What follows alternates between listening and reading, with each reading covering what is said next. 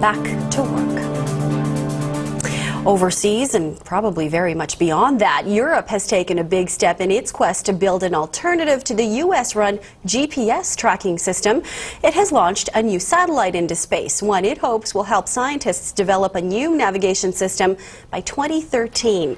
The test satellite, carried by a Soyuz rocket, is carrying atomic clocks and other tracking equipment. European backers say the new system, called Galileo, will be faster and more accurate than what's available now. So to help us navigate through this new technology, we're joined by Kevin Shortt, who is the president of the Canadian Space Society. It's nice to see you again. Good to see you. Galileo, cool name. What does it do? Well, as you say, it's the rival to the Americans' global positioning system. The unique thing about Galileo is the fact that this is a completely public thing. GPS is actually run by the U.S. military and is as a spin-off, provides services to the general public. But Galileo is strictly a public access global positioning system. Okay, and we'll get into the differences between, what might be good, what might be better. But why do it in the first place? How did this come to be? Well, it comes from the fact that insurance policies need guarantees, and there are a lot of services that are provided, or a lot of logistical things that are used that use the global positioning system, such like truck tracking, shipment tracking, including aircraft and all of these kinds of things. And in order to provide those services and guarantee those kinds of services for their companies, the satellite navigation people need to confirm that, yeah, we're going to always have this service. And you can't do that with GPS because it's controlled by the American government, and the Americans can turn it off anywhere and any time. So in order for insurance companies to provide insurance for these other companies in Europe, they need to have that guarantee, and Europe, having its own system, provides that guarantee, because they control it, they dictate when and where the system is going to be operational. Okay, so with the guarantee should come a certain level of accuracy, I would think. Yeah. So with Galileo,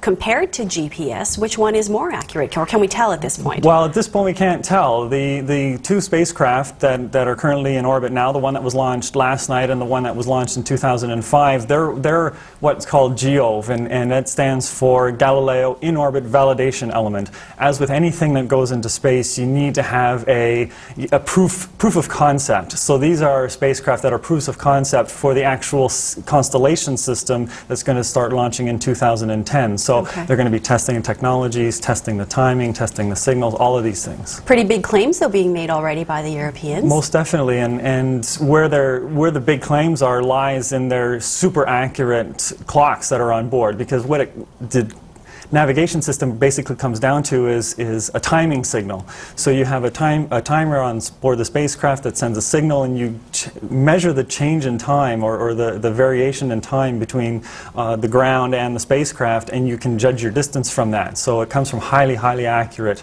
clocks on board the spacecraft. So it's a European thing, sort of made for Europeans, but is this something that the rest of the world is going to have access to? Like in Canada, will we have a choice eventually? Yeah, and it's something that, again, can be controlled, and as with anything else in space, anybody can see it because these things are so far off. In fact, the spacecraft that was launched last night is 22,000 kilometers away, and so we can see that certainly from parts of Canada. So these are things that can be potentially available in the future to Canadians. Okay, in the future, but have they given kind of a ETA? Well, not at the moment. The only ETA that they have is that they're going to get this system up and running in 2010 to 2013 is when they're going to be launching the some 24 or 26 satellites that are required for the constellation.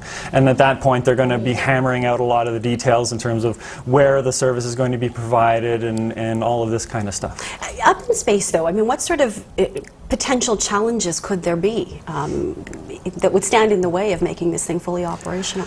Well, certainly if anything, any of the new technology doesn't pan out to be what they had hoped, or if things don't come online the way they had hoped, and of course you're always dealing with potential launch failures, problems at launch, not being put into the correct orbit, all of these kinds of things wreak havoc in the potential success or failure of the mission itself. Okay, it sounds like we're still going to be relying on GPS for some time yet. Oh, for some time, yeah. All right, it's still a fascinating conversation. Thanks, Kevin, very much for having it with us. My pleasure. Well, Teresa is going to join us with a look at the weather, more terrestrial kind of news for you in just a moment.